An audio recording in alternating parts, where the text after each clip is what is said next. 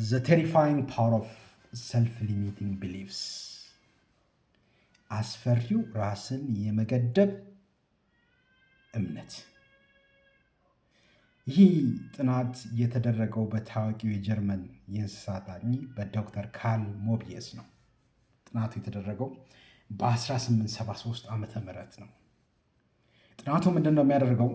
ፓይክ የተባለው ትልቅ አሳ ትንንሽ አሳዎችን ፈልጎ የሚበላውን አሳ ወደ አንድ ቤተ ሙከራ ያመጣዋል። በመስታወት በተሰራ ትልቅ ገንዳም ያስቀምጣል።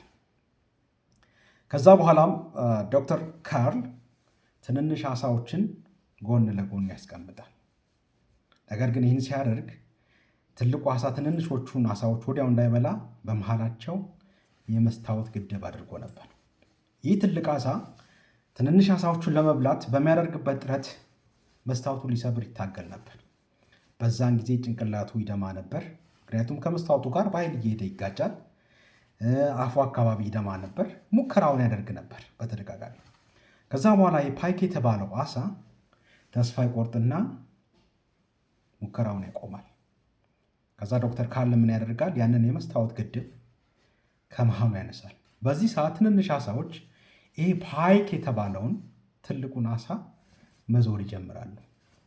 ፓይክ የተባለው አሳም ተስፋ ስለቆረጠ አሳዎቹን እንኳን ለመመገብ ማሰብ ቶታሊ እነዛ አሳዎች አሳ እንዳልሆኑ አይምሮስ የፈጠረው ምስል ስላለ አይምሮስ የፈጠረው ትልቅ ግድብ ስላለ አሳ መሆናቸውን ሁሉ ዘነጋ።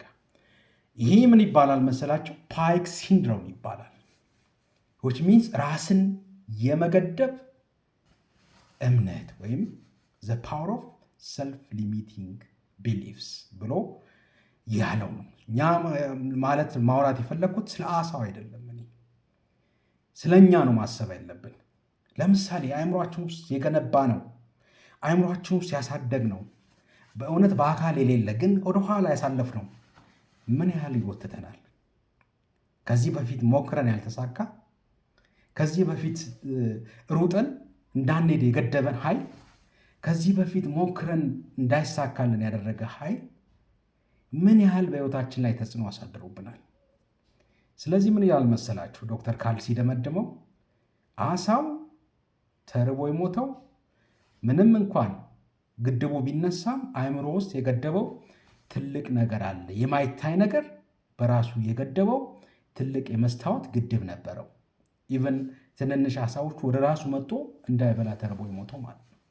ስለዚህ ዛሬ በአእምሯችን ውስጥ ያለ ያሳለፍናቸው መጥፎ ጠባሳዎቹን ስራ እንዳንሰራ፣ እንዳንሄድ፣ ወደፊት እንዳንሮጥ፣ እንዳንተጋ፣ ከጓደኞቻችን ጋር እኩል እንዳንራመድ ያደረገ ስነ ልቦና ይሁን አእምሯ የሆነ ግድብ ዛሬ መሰበር አለበት የሚል ነው።